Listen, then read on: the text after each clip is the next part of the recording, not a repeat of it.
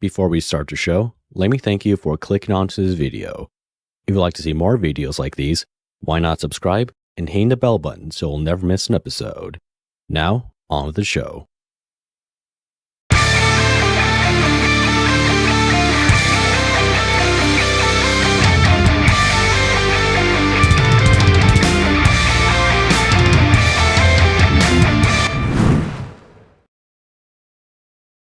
Hi friends, I'm LJ Jarvis, and welcome back to the Lewis Jarvis Show.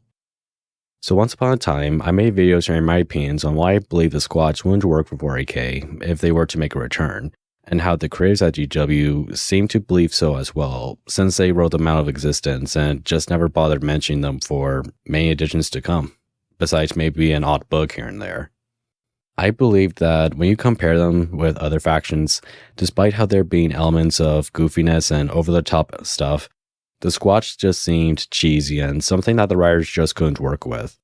At the end, they were a fun experiment for Games Workshop that they honestly tried making concrete for future editions, but that's what they were, an experiment, and a failed one in my opinion. And I wouldn't be the only one who believed this.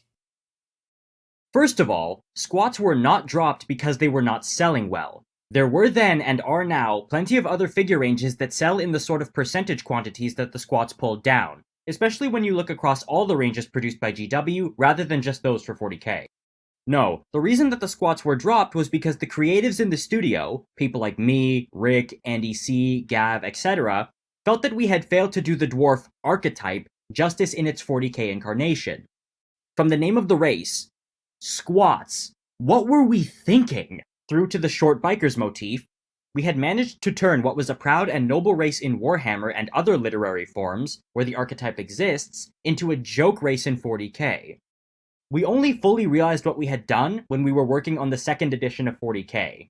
Try as we might, we just couldn't work up much enthusiasm for the squats. The mistake we made then, deeply regretted since, was to leave them in the background, and the Get You By army list book that appeared.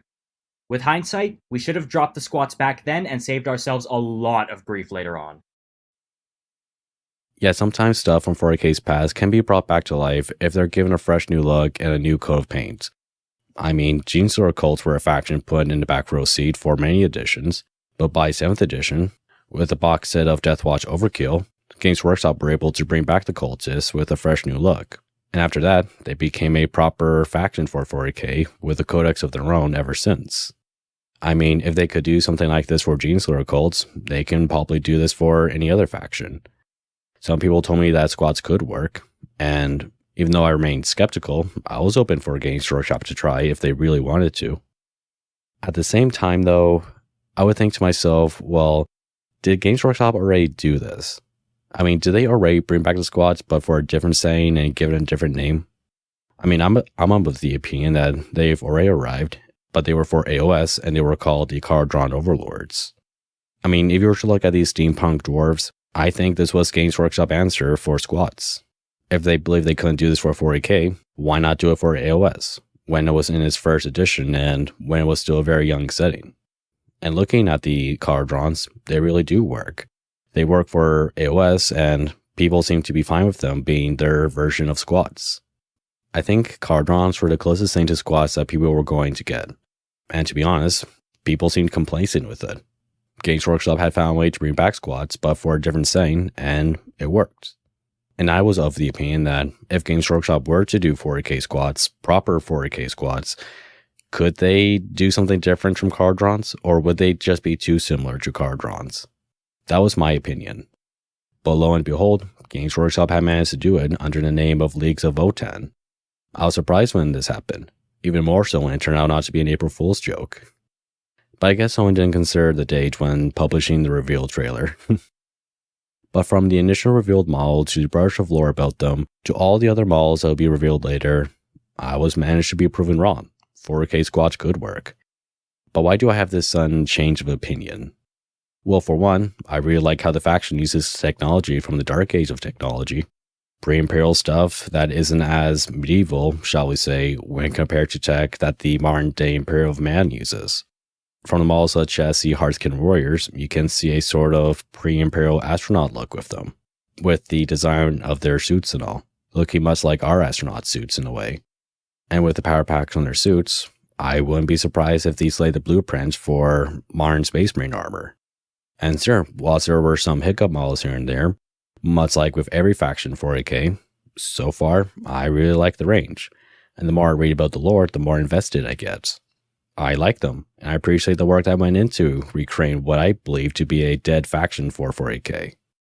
Now, of course, there came some fair share of criticism for these new squads. One of these criticisms being that, well, these don't really look like dwarves, or they don't really have this normal dwarf look compared to other fantasy works. The obvious being that they don't have waist-long beards.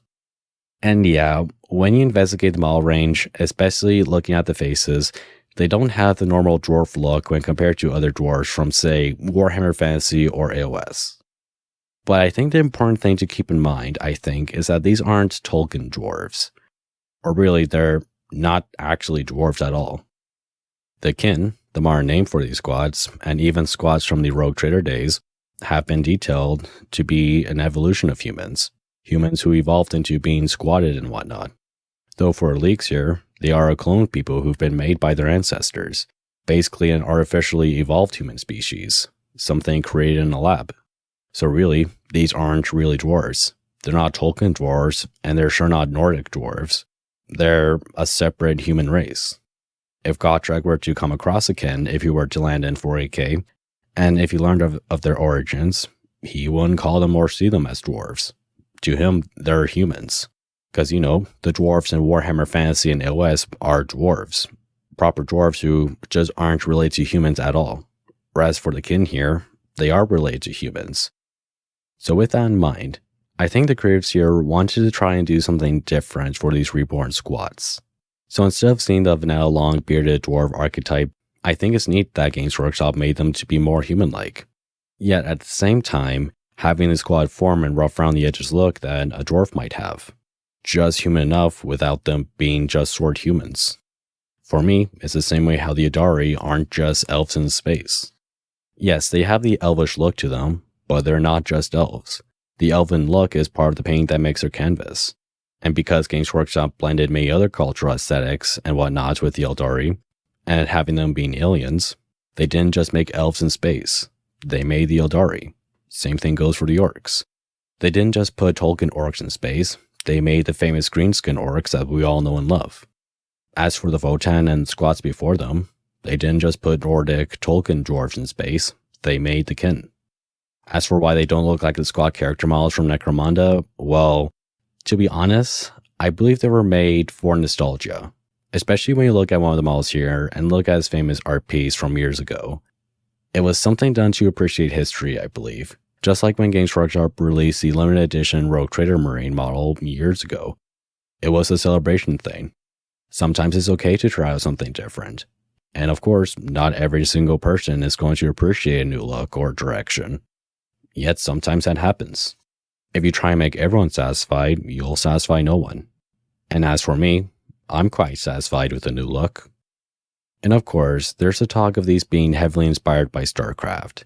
And yes, you can say there are these similarities in the average soldier look, especially the whole idea of the dome helmets. To call them ripoffs though, I don't think that's appropriate. Perhaps the creators of Games Workshop were inspired by the armor design, or maybe it was in the back of their minds when they were designing models like, say, the Harlequin. And even so, it's not like their helmets are full-on astronaut StarCraft dome helmets. They're shaped like a dome, but it's not all glass. This is a bit weird for me to do, but let's just do it anyways as a thought experiment, alright? As you see on the model here, it looks to be made of mostly metal, with the sliding helm piece being made of metal too, with only the visor piece being glass. It's not like the whole helmet itself is made of glass like, say, an astronaut helm or the StarCraft Marine here. And guys, let's be honest. When Blizzard was designing the StarCraft Marines, did you not think they were looking at the astronaut suits for inspiration? I will say yes, they were. And I'm probably sure that the creators at Games Workshop were probably doing the same thing as well. I have no real evidence for this, but I believe this is why most of the helm here is made of metal, instead of the traditional glass that an astronaut suit would have. Because I think they had the realization that maybe these will look too much like StarCraft Marines if they were looking at astronaut suits or not. So they did something a little different here. Not just make them look like squatted StarCraft Marines. And remember, StarCraft was made as Blizzard's answer for 40k, with their own Marines being heavily inspired by the Astartes. This is not whataboutism. I'm just saying that it's not a sin for a studio to be inspired by one's work. 40k itself has been inspired by many things for their factions. I mean, the Tyranids aren't shamed for being almost like xenomorphs in terms of presentation, but Tyranids aren't just xenomorphs. That would be a gross oversimplification. Same goes for all factions in 40k that have been inspired by one thing or another. None more so than the Leagues here. So again, even if the StarCraft Marines were in the back of the creative minds at Games Workshop when designing, say, the Harlequin models, no, they're not just StarCraft models. So yeah, that's me addressing one of the biggest criticisms for the Leagues here. You guys already know that I like the new look for the squats, and because I like them so much, I wanted to give my little opinion on the biggest criticisms that they had. And whilst I believe a tabletop game really needs to have good models for it to be a proper hobby, I don't think it would have much meaning if they didn't have good lore with them. Because for me personally, 40k is a really pretty tabletop game and something that collectors would love to, participate in. But you can have cool models, but for me personally, I think lore gives weight to them. I think it gives them something of value. Something where if you were to read their army books, you're like, wow, their lore is really, really cool. Their mythology has intrigued me so much. I feel like collecting these models because I really like the story here. That's how I felt when I was reading the Space Marine Codex for the first time, especially when reading about the Tau Empire. It made me want to start my own army. Not just because of the models, but because of the lore. So what is the lore thus far for the Leagues of Votann? And why has it changed my opinions on the squads? Well, for one, I like the idea that they use these supercomputers that they call ancestor cores. These ancient machines of the past that the Votann are very conservative for. Something that they orbit their entire culture and society around. Not just because they hold memories of ancient technology that the modern day Imperial man would find almost mythical, but because it literally contains their ancestors. Their ancestors literally coded into these machines. In a way, it's sort of like how the dwarfs from Warhammer Fantasy are conservative about the ways of their ancestors. One of the things from Warhammer Fantasy that they were able to bring to 40k, and certainly famed for something like space dwarfs. And from these sprinkles of lore, we get to see more of the kin culture. It's dwarf-like, and they make references to holds and guilds that we are all familiar with from dwarves from Fantasy and AOS. And because the Leagues are traders and miners, we've seen and read about them mining across worlds and even making trade with factions like the Imperium and Tau Empire. And of how their culture is presented, it's very dwarf-like despite them not literally being fantasy dwarfs. Much like how the Adari are elven-like despite them not being literal elves. So that's 2 for 2 so far. I really like the models, and I really like the lore thus far. Though there is one thing that Games Workshop hasn't really done yet, and I think we're going to see more of this when we get a proper codex or when there's a proper novel about them. And that is, how are they going to portray the Grim Darkness? I mean, every faction has their own presentation on 40k's Grim Dark narrative. The Eldari have their own way, the Imperial Man has his own way, the Tau Empire, the Space Marine Legions of Chaos, the Orcs, the Necrons, the Drukhari, the Tyranids, all of these factions have their own little contribution to 40k's Grim Dark story. So I wonder how they're going to do this with the Leagues of Votann. But overall, I'm surprised I was proven wrong on the idea of new 40k squads. I said they wouldn't work, but Games Workshop had managed to prove me wrong. They were able to work. All that matters is presentation. And thus far, I've been swayed by the presentation. In my opinion, not only have they gotten my interest, but they're a very faint cog in the 40k machinery. But that is my opinion, though. I am interested, though, in hearing your opinion. What do you think of the Leagues of Votann? What model from the Leagues have your interests? And what role do you think they'll play in the Grim Dark narrative?